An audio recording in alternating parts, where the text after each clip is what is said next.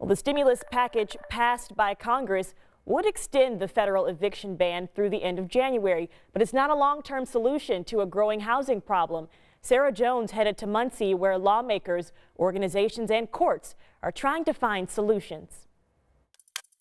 The clock is ticking.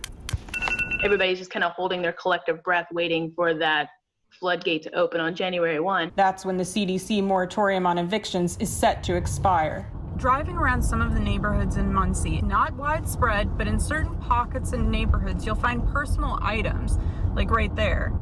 The Human Rights Commission says that's usually a sign of an eviction. Any extension just kicks the can further down the road. Once these moratoriums are over, there's going to be an eviction crisis. Now they've got this eviction on their record, and when people say, oh, I can't rent to you, you have an eviction, then these people aren't going to have anybody to rent to. It's just going to be a lot of rental evictions, will push some towards foreclosures. Last time we saw a large amount of foreclosures across the country was in the 2008 economic crisis, when more than 11 million Americans lost their jobs. I wouldn't think of them as two separate episodes. I would think of this as something that's going to compound the effects of what happened in 2008. I do feel the industry had recovered from the 2008 crisis. Generally speaking, the biggest issue in Muncie is jobs. It seeps into a housing issue. The economic impact of this pandemic has caused unimaginable lines at food pantries, and 32% of Americans say they have trouble paying their rent. But misinformation is another reason people haven't been paying. Even though there's a moratorium on evictions, if you're a renter, you're still required to pay your back rent. When the moratorium on evictions ends,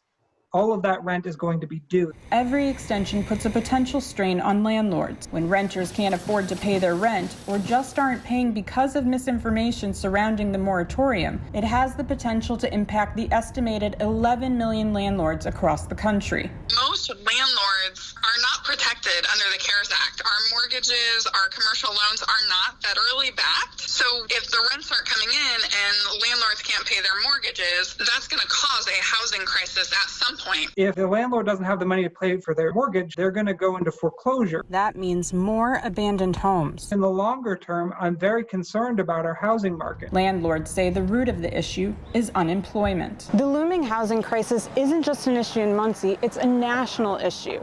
But here in Muncie, officials, tenants, landlords, and organizations are all coming together to try and find solutions. But before we can understand the solutions, we have to understand the underlying issues, which is why next we'll be explaining how we all got here.